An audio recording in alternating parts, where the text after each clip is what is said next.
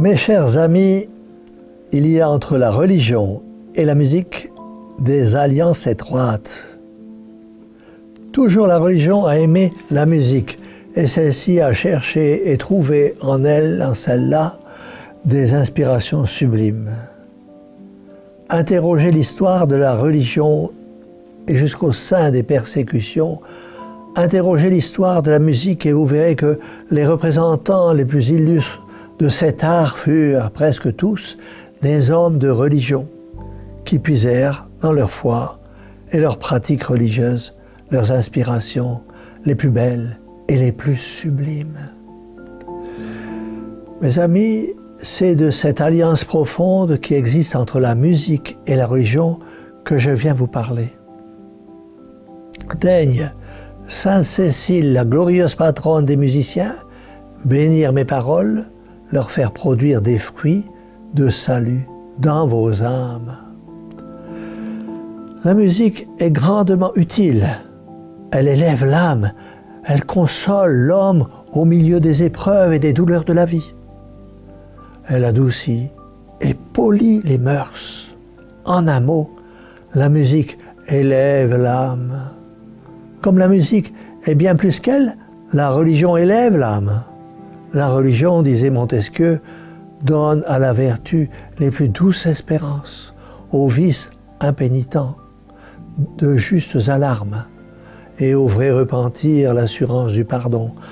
Mais elle tâche surtout d'inspirer aux hommes de l'amour, de la douceur et de la pitié pour les hommes. La sainte religion établit des rapports intimes et nombreux entre l'homme et la divinité. Elle élève l'homme jusqu'à Dieu. La musique console l'homme. Écoutez ce que nous dit la Bible.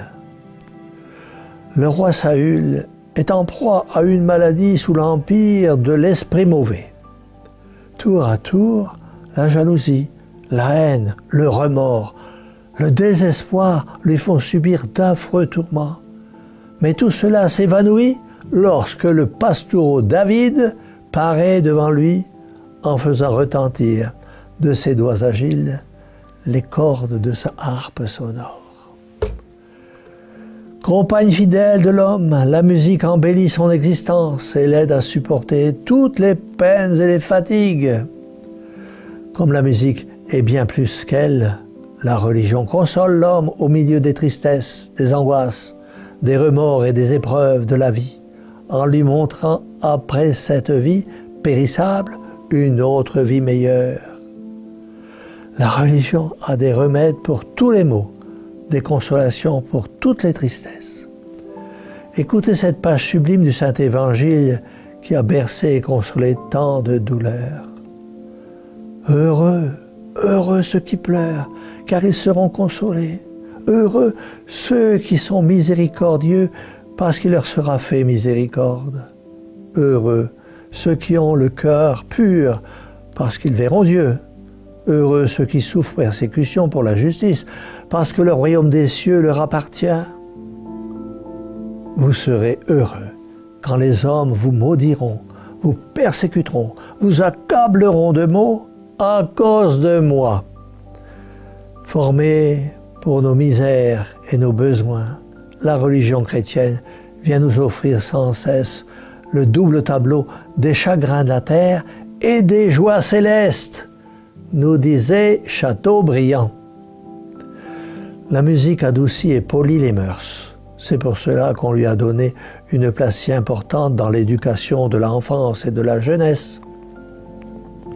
La force de la musique est tellement grande pour adoucir les mœurs que les animaux féroces eux-mêmes ne sont pas toujours insensibles à cette influence. Comme la musique est bien plus que la musique, la religion adoucit et polit les mœurs. Mes amis, la première condition pour être un bon musicien, c'est de connaître les principes de la musique. La première condition pour être un bon chrétien, c'est de connaître les règles, les principes de la religion. De même qu'il est nécessaire pour devenir un bon musicien d'apprendre et de connaître le solfège. De même, il est nécessaire pour devenir un bon chrétien d'apprendre et de connaître les principes de la religion, de savoir son catéchisme. Le saint curé d'Ars disait « Avec un chrétien instruit de la religion, il y a toujours de la ressource. S'il s'égare pendant quelque temps, il pourra revenir à de bons sentiments. Mais un chrétien qui ignore la religion, il n'y a plus rien à espérer. » Le plus grand nombre de ceux qui se damnent par ignorance des vérités de la religion, disait le savant pape Benoît XIV. Comme il y a des gens qui seraient devenus des musiciens de grand talent s'ils avaient appris la musique et qui, faute de cela, sont restés dans l'obscurité.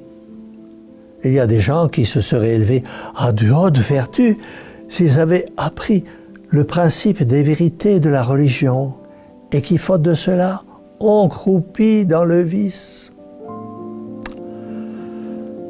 Un condamné à mort célèbre, Ravachol, montant sur l'échafaud, disait « Si l'on m'avait appris à connaître Dieu, je ne serais pas ici. » La conclusion qui s'impose est qu'il faut apprendre les principes, les vérités de la religion. C'est que vous, surtout, pères et mères de famille, parents et grands-parents, vous devez prendre soin d'instruire vos enfants et vos petits-enfants des principes et des vérités de la religion et de veiller avec grand soin à ce qu'ils fréquentent le catéchisme. La deuxième condition pour être un bon musicien, c'est de pratiquer la musique. Un musicien qui cesserait de cultiver la musique, d'entretenir ses connaissances dans cet art et qui ne jouerait que de loin en loin, cesserait vite d'être un bon musicien. Un chrétien qui cesse de pratiquer les devoirs de la religion ou qui ne les accomplit que de loin en loin, cesse aussitôt d'être un bon chrétien. Il tombe peu à peu dans l'indifférence religieuse qui est un mal terrible et qui compromet gravement le salut de son âme. Mes chers amis, que dire de cette musique dite moderne, si on peut appeler ça de la musique? Ce sont plutôt des sons désagréables, agressifs et très souvent inspirés par Satan. À voir ces dix musiques, on peut même comprendre ce qui se passe dans les enfers. Toutes ces musiques que l'on appelle le rock, le rap, la musique pop, la musique folk, punk, metal, techno et tant d'autres, rien de cela ne peut élever, bien au contraire. Malheureusement, parfois ce genre de musique arrive jusque dans nos églises. Ô combien le cœur de la très sainte Vierge est triste dans ce genre de musique où l'on insulte son divin Fils. Parfois, vous ne comprenez pas, comme c'est dans une autre langue, mais ce sont toujours des grossièretés, des vulgarités, des blasphèmes, des idées contre la famille, la jeunesse. Ah mes amis, chassez loin de vous ce genre de musique. Veillez sur vos enfants afin qu'ils ne soient pas endoctrinés par ce genre de choses. Apprenez-leur ce que c'est que la vraie et belle musique. Cette musique qui élève l'âme vers Dieu et qui chasse, pour ainsi dire, tout ce qui est mauvais dans l'esprit pour mettre la paix dans les cœurs.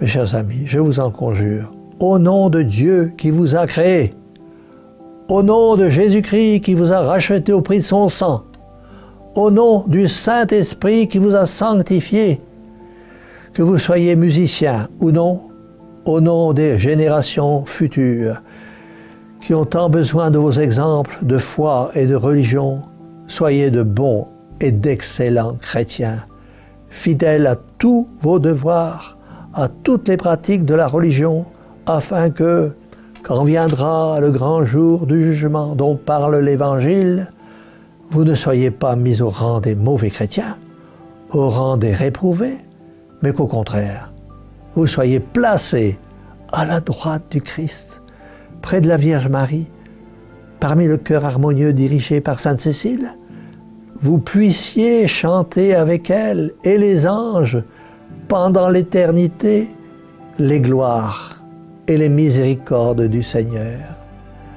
C'est pourquoi, tous ensemble, nous disons à notre Mère du ciel, Mère au cœur douloureux et immaculé, sauvez-nous, sauvez la jeunesse, et que la bénédiction du Dieu Tout-Puissant, Père, Fils et Saint-Esprit, descende sur vous tous et y demeure à jamais. Ainsi soit-il.